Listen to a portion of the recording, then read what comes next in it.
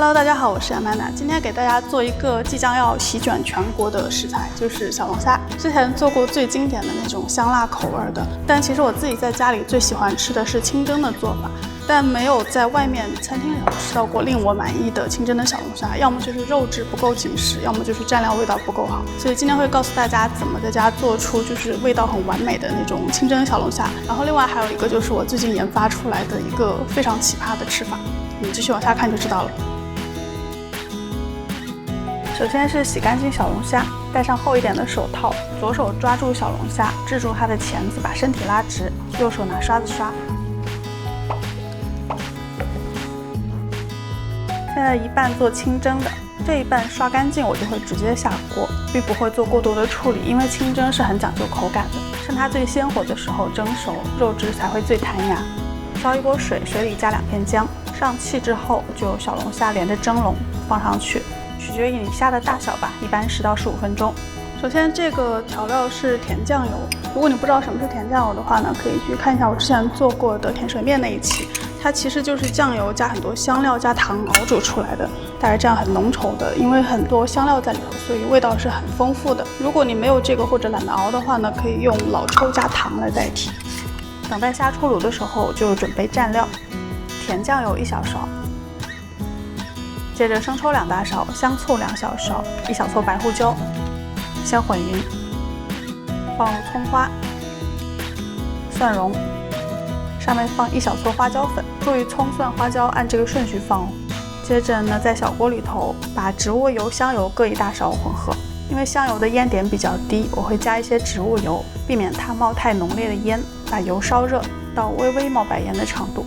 泼在调料上，注意对准刚才的葱蒜和花椒，用热油激出它们的香味儿。最后喜欢吃辣的人呢，就加上刚才切好的小浓辣，还有这个辣椒油，这个也是我冰箱里头常备的，在之前做夫妻肺片那一集里头有告诉大家怎么做，在家里常备一罐，做什么菜放一点都很合适。最后可以撒上一些香菜。现在小龙虾也蒸好了，关火之后呢，先别急着开盖，等个1分钟。因为小龙虾烹饪一定要彻底熟透了再吃。摆好盘，配上蘸料就可以上桌了。清蒸的小龙虾一定要趁热吃，只要虾足够新鲜，是几乎没有什么腥味的。因为刚刚这个虾入蒸笼的时候是活着的嘛，所以它体内很完整的，虾线什么的都没有去掉。你吃之前最好是给它去下，很简单的。这样去掉头之后，两边壳稍微捏一捏，给它捏松，就可以很轻易的剥掉壳。这样活着蒸出来的虾，它的肉质才会最紧实和弹牙，所以稍微吃的时候麻烦一些点还是值得的。整块肉剥出来之后，在这个虾背上拿个筷子或者用手稍微往旁边拨弄一下，会发现下面隐藏的虾线很容易就露出来了，然后直接去掉就行了。配上刚才调好的秘制的蘸料，虾肉本身是有鲜味的，而蘸料呢是有微微的酸和甜，有明显的香辣，还有一些蒜和香菜的香气，会瞬间提升小龙虾肉质的质感，让你有一种在吃海鲜大餐的感觉，是我自己最喜欢的一种小龙虾的吃法。同时呢，也强烈推荐没有试过清蒸小龙虾的人试试看。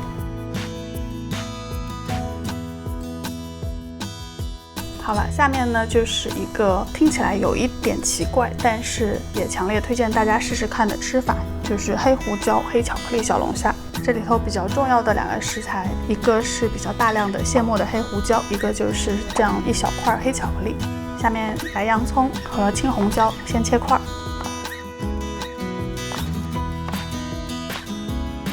姜末和蒜末都准备好。还是刚才的小龙虾剩下的一半，跟那个清蒸的小龙虾不一样，这种炒的我会喜欢把虾线去掉，虽然肉质会稍微松散一点，但是吃的时候方便很多。之前做那个香辣小龙虾的时候，告诉大家怎么处理它头部的沙包，那今天呢还会告诉你们一个比较新的处理的方式，就是左手还是抓住小龙虾，然后呢右手揪住它前面的这些小角，使劲的一拽，你就可以把里头的虾鳃都给带出来，也是一个很好用的清理方式。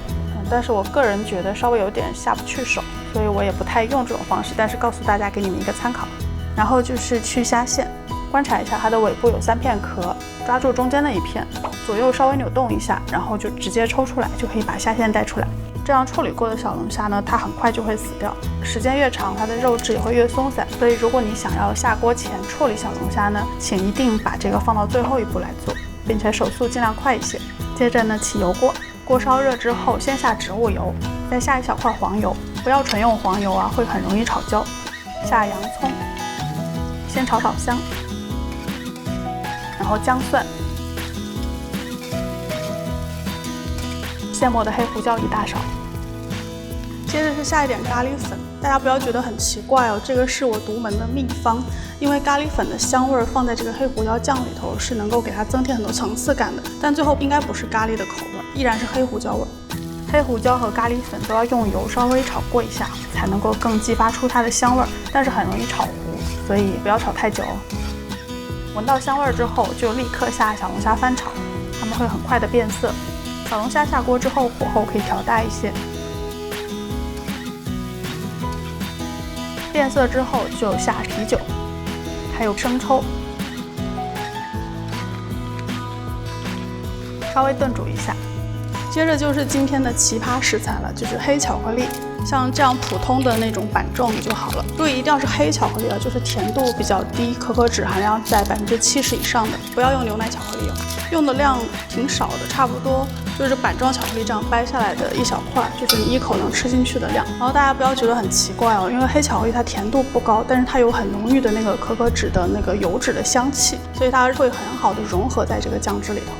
然后把小龙虾往锅边拨一拨，露出中间的汤汁，把刚才的黑巧克力下在这个汤汁里头。其实黑巧克力因为它甜度不会特别高，而且它会有可可脂独特的香气，是可以和你的酱汁完全融为一体的，不用担心味道会甜腻或者奇怪。并且巧克力还有一个特别好的地方，是它里头含有乳化剂，所以能够帮助你收汁，这样你不需要用任何淀粉，汤汁也会变得粘稠。巧克力下锅后，你会发现汤汁很快就变浓郁了。差不多能够全部裹在虾身上的时候，下青红椒，再翻个2下之后就关火了。最后呢，就是这个可用但是不必须的食材，就是紫苏叶，它是很好的去腥的食材。如果你正好有的话，可以加一点，大概2-3片，用手这样撕碎就可以了，撒进去就可以出锅了。做的摆盘之后，可以把刚才的紫苏叶再切碎一些撒上去，做个装饰。注意这里葱和香菜都不合适，我觉得紫苏会更合适一些。这样这道小龙虾就做好了，你们是不是会有点想象不出来它是什么味道？我给你们描述一下。首先，它的基本的味道就是黑胡椒的那种感觉。大家如果吃过黑椒牛排的话，应该都知道有很浓郁的那个黑椒的辛香味儿。但是里头因为还有咖喱粉和黑巧克力这2种食材，你是不会很明显的感觉到它存在的，但是它会融合在这个黑椒酱里头，给这个酱汁增加很不一样的那种层次感。你吃起来会觉得好像有很多种香料在里头，但是你又说不清楚到底是什么，就是一种千言万语不知从何到来的感觉。千言万语还来不及说，我的泪早已泛滥。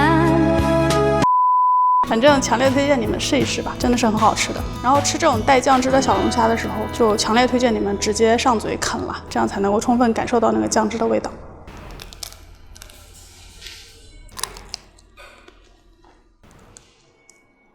YouTube 的观众你们好，如果还想看我做什么菜呢，欢迎在评论区告诉我。喜欢我的节目或者喜欢我本人，不要忘记订阅我的频道并打开小铃铛哦，每周3都会有更新。咱们下周再见了，拜拜。